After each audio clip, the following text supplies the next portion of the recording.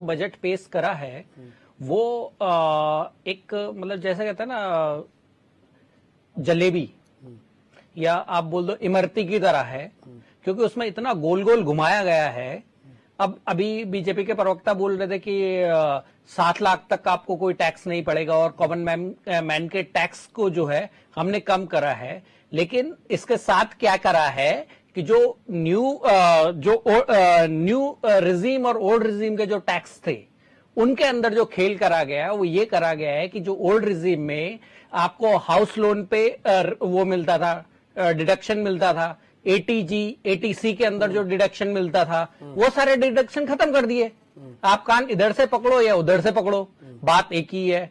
दूसरी बात बीजेपी के प्रवक्ता भाई जी ने बोला है अभी कि हेल्थ के सेक्टर में हम बहुत लंबा चौड़ा काम कर रहे हैं, तो हेल्थ के हिसाब से तो मुझे कुछ दिखा ही नहीं। आपके 157 मेडिकल कॉलेज जब बनेंगे तब बनेंगे, हर जिले में एक मेडिकल कॉलेज जब होगा तब होगा, लेकिन जो अभी की हमारी जरूरत थी, जो जहान और जान की बात कर रहे हैं, जो स्वास्थ्य की बात थी, उसमें क्या था कि क्या आपने आयुष्मान कार्ड जो अपनी बहुत बड़ी उपलब्धि मानते हैं, हालांकि वो फ्लॉप शो है मेरे हिसाब से, बट भाजपा अगर उसको बहुत बड़ा उपलब्धि मानती है तो क्या उसमें 5 लाख की कैप बढ़ी है? नहीं बढ़ी।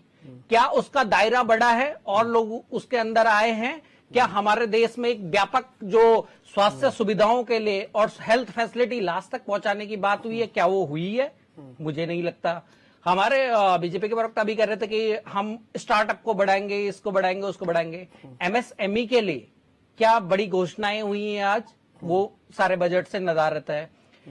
ठीक है। दूसरी सबसे बड़ी बात क्या है कि आप ये बताइए कि इंडिया का एक ग्रॉस एक रिपोर्ट है, उसके हिसाब से इंडिया का 30 to 35% जो वर्कर है वो अनऑर्गेनाइज सेक्टर का है। अनऑर्गेनाइज सेक्टर के लिए कोई इतनी बड़ी कोई इसमें कोई बात नहीं है, और अनऑर्गेनाइज सेक्टर एकदम से इग्नोर करा गया है इसमें। दूसरा, इसमें बात कर रहे थे रोजगार की, तो एक है रूरल डेवलपमेंट रूरल एम्प्लॉयमेंट जो गारंटी स्कीम थी, वो जो 98 बिलियन से लेके वो 600 बिलियन तक कर दी है। तो क्या इस तरीके से हमें रोजगार मिलेगा? क्या इस तरीके से ये चीजें होंगी? जीडीपी ग्रोथ लगातार 3 सालों में कम हो रही है, जो 8.4 से शुरू हुई 7 पे आई, 7 पे अब जो हम प्रोजेक्ट कर रहे हैं वो 6.5 कर रहे हैं। ठीक है। उसके अलावा जो है आप बात करें कि विदेश में अगर कोई घूमने जाता है, अगर इंडिया का कोई बाहर घूमने जाता है तो जो टैक्स पहले 5% का था वो अब 20% कर दिया है। मतलब जो लोग बाली या इधर उधर घूम के आते थे वो लोगों का घूमना भी बीजेपी ने बंद कर दिया है। ठीक है। इसके अलावा जो है किसानों के लिए कोई बहुत बड़ी इसमें डायरेक्ट जो उनको फायदा पहुंचाए, इनडायरेक्टली काफी है, उसकी मैं सराहना करता हूं निर्मला सीतारमण जी की। उन्होंने इनडायरेक्टली किसानों के लिए जो डिजिटलाइजेशन की बात करी और सारी चीजों की बात करी है, वो इनडायरेक्ट किसान को हेल्प करेगी, लेकिन डायरेक्ट जो किसान की हेल्प के लिए अभी होना चाहिए था वो नहीं हुआ है।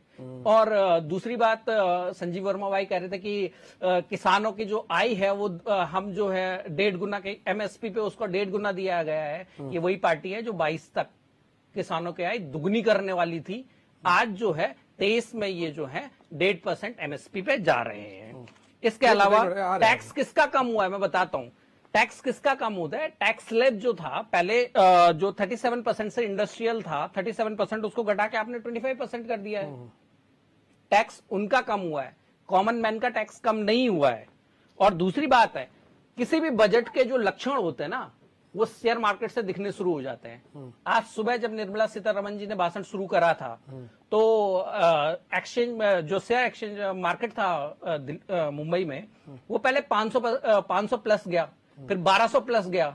जैसे शाम आते आते पता चला कि इसके अंदर क्या क्या किस तरीके से ये इमरती है जलेबी परोसी गई है, वो नीचे गिर गया 1200 से, वो फिर 600 पे आके अटक गया है। तो ये बजट का जो विश्लेषण है, हम तो केवल वही चीजें जो हमें एक्सपर्ट बताते हैं, लेकिन मार्केट जो ट्रेंड शो कर रहा है उस हिसाब से। पंकज पहलू जी, एमएसएमई की आपने बात की थी, तो एमएसएमई सेक्टर के लिए 9,000 करोड़ रुपए का आवंटन केंद्र सरकार करेगी, क्रेडिट गारंटी प्लान देगी। 9,000 करोड़ रुपए नई स्कीम के तहत 1% से भी कम ब्याज दिया जाएगा।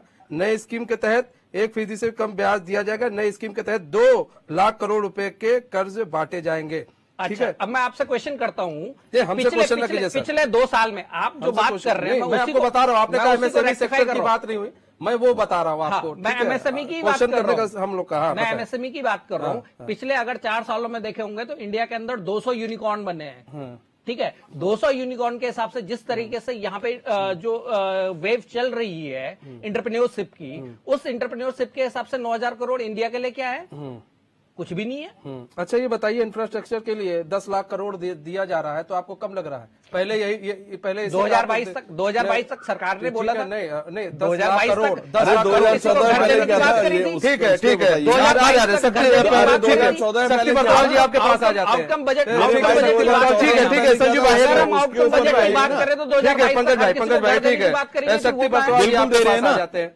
इस बार 56% बजट पर बात कर रहे हैं हम बजट पर बात कर रहे हैं। प्लीज, हम लोग बजट पर बात कर रहे हैं, शांतिपूर्वक बात कीजिए। डॉक्टर पंकज पेनुल जी, आप बताएं। देखिए मनीष भाई, सरकार जो आज बजट में इतने बड़े बड़े दावे कर रही है और ये सारी चीजें कर रही है, तो उसका एक पहलू ये भी है कि जो सरकार का डेफिसिट है, जो घाटा है, राजकोषीय घाटा जो है, वो आज हमारी जीडीपी के 5.9% है। और जो राजकोषीय घाटा जो सरकार की उधारी है वो 23.48 ट्रिलियन से 26.32 ट्रिलियन पहुंच चुकी है। एक बात होती थी हमारी इकोनॉमी को 5 ट्रिलियन और 10 ट्रिलियन बनाने की, आज जो हमारा उधारी है वो ट्रिलियन में चली गई है। ये एक कंसर्न का विषय है इस बजट में। दूसरा क्या है कि जो सरकार की इनकम है 32% की बोरोइंग है, 32% की बोरोइंग है सरकार की। इसके अलावा क्या है कि जो आपका इकोनॉमिक सर्वे जो कल एक दिन पहले, जो बजट से पहले जो इकोनॉमिक सर्वे आता है, उसके हिसाब से बोला गया है कि करंट अकाउंट डेफिसिट जो सरकार का है वो इंक्रीज करेगा। ऑल्दो गवर्नमेंट जो भी इसमें बड़ी बड़ी बातें और बड़ी बड़ी स्कीम्स दे रही है वो अपनी जगह सही है, लेकिन एक सच्चाई ये भी है जीडीपी क्रैश कर रही है। और दूसरी बात, जो ये पिछले 2 साल में 8% या 7% जीडीपी थी, उसकी वजह ये थी कि 2020 में जो -7% की जीडीपी थी, उसके बाद जो भी उठेगा वो पॉजिटिव में जाएगा। तो अब जो सस्टेन करने की बात थी 8 पे, वो सस्टेन नहीं हो रही है। इसके अलावा मैं बात करूं उत्तराखंड की, क्योंकि हम उत्तराखंड में बैठे हैं, तो बजट तो ये देश का बजट था। अब जो उत्तराखंड की मैं बात करूं तो उत्तराखंड की ना तो ग्रीन बोनस मिला, ना कोई स्पेशल पैकेज मिला, क्योंकि हमारे यहाँ आपदाएं इतनी आई हैं। ठीक है, बद्रीनाथ इसको जोशीमठ के लिए कुछ नहीं मिला। बहुत सारी चीजें जो हमारा चार धाम यात्रा की जो रोड़े हैं, 4 धाम यूपी को भी तो नहीं मिला भाई। हम यूपी की बात क्यों करें? हम बात करें आपसे, हम यूपी की बात क्यों करें? हम सब नहीं, हम आपको सबका बता रहे हैं ना, सारे राज्यों की बात करते हैं आपको। हम उस स्टेटस से अलग हैं। देखिए, सबसे बड़ी वित्त मंत्री ने राज्य सरकारों के लिए बड़ी घोषणा की है। केंद्र सरकार ने राज्यों को 50 साल का ब्याज मुक्त कर्ज 1 साल के लिए बढ़ा दिया है।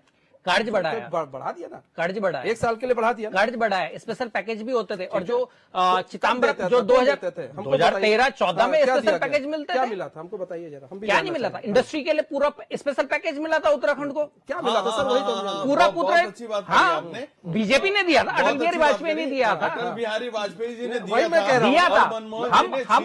हम वही चीज कह रहे हैं कि जो स्पेशल स्टेटस हाँ, 1,000 करोड़ का औद्योगिक मनमोहन सिंह सरकार ने आते ही सार उसको, मैं इस बहस में नहीं पढ़ना चाहता कि मनमोहन सिंह या वाजपेयी, हाँ दिया था। इस टाइप के जो स्पेशल पैकेज मिलते हैं वो हमें इस बार इस बजट में कुछ देखने को नहीं मिले।